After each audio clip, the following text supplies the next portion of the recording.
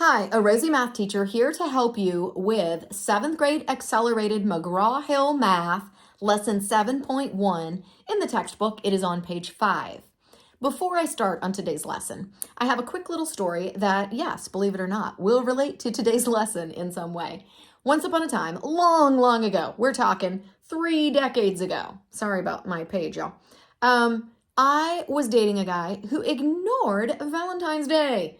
So I called him up the day after and said, you know what? We don't need to date anymore. He became my ex. My ex was, in my mind, in the doghouse. You're going to find out how that relates in a moment. Why was he in the doghouse? Because I was outraged that he could forget Valentine's Day. So I want you to remember 2 key phrases here. My ex was in the doghouse. Why? Because I was outraged. This will help you in remembering today's new vocabulary. All right, a mathematical relation exists when 2 mathematical values are related in some way. A relation, kind of like a relationship, is any set of ordered pairs or any set of 2 people who are in a relationship. So in the case of this ordered pair example, -2 is one person in the relationship. 3 is the other person in the relationship. They are a relation in ordered pairs. The input or domain of the relation is the set of x coordinates. So in this case, -2 is considered to also be called the input. So I draw a circle around the word input and draw an arrow over to -2. Then I draw a circle around domain and draw an arrow to -2. So what 3 vocabulary words can refer to this first piece of my ordered pair? X, as in the x value, input, as in what is input into the table first, and then domain. That's the third word. They've decided to give you 3 vocabulary words, all meaning the exact same thing. So if you hear the term domain, input, or x value, you know in the case of -2, 3, they are all referring to -2. Okay, let's move on. The output or range is the set of, you guessed it, y coordinates. Relations can be represented as shown. So remember again, we were talking a moment ago about the ordered pair -2, 3. So if -2 was the x value, the domain, or the input, then you have probably realized by now that 3 could be the y value, or it could be the output, or it could be the range. So now there are 3 vocabulary words that could refer to the y value. The first is y, the second is output, and the third is range. All right, now back to my story of ways to help you remember this. You have a couple of options. If you want to write down the very quick version of x in dom, I would write that down, might help you remember. Y out range. Or you could just draw a quick, cute little story to remind you of Miss Rose's story, and maybe you can think of someone in your life that reminds you of a similar story. All right, so in my mind, I put my X in the doghouse. Oh wait, but we're gonna call it Dom house.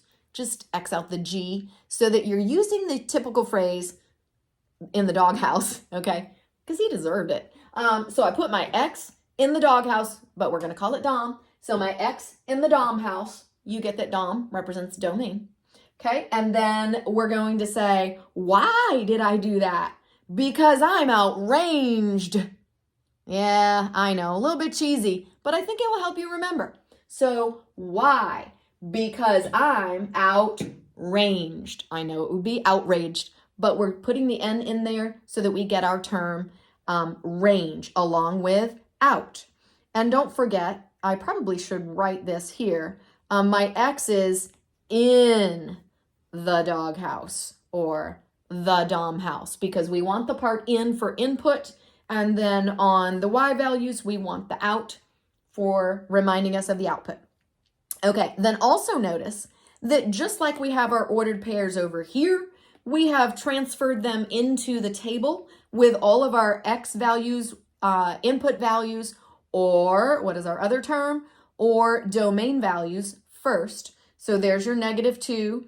And then notice all of these first values are also all of the x values in that same order. Same can be said for all of our y values, also known as output, also known as range, and they all appear here under y in the same order. Remember, you could convert these back to ordered pairs by simply grabbing your x value, comma, with its coordinating y value. Okay? When you are mapping a diagram or showing a mapping diagram, you will put all of your input on the left, all of your output on the right, and in this case, I'm going to match them one at a time. -2 matched only with 3. 0 matched only with -1. 1 matched only with 2. And 3 matched only with 1. Everybody has only one match. And so each time it makes an ordered pair. Let's go ahead and create the ordered pair -2, 3 on the grid.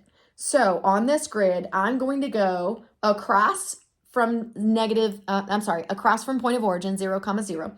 I'm going to go 2 steps to the left to represent -2, and then I'm going to go 3 steps up to represent the y value of +3. So that gives me this plotted point right here that if I were to label it, I would label it -2, 3. And as you can see, they have plotted all of the other points that are also represented in that table. So I hope this helps you understand that the domain of the relation in all of these ordered pairs consists of all of the numbers that were the first piece in each of the ordered pairs. Likewise, the range of all of these relations consists of the second value in each of the ordered pairs in the order that they appeared. I hope this helps you to understand input versus output and all of the possible terms.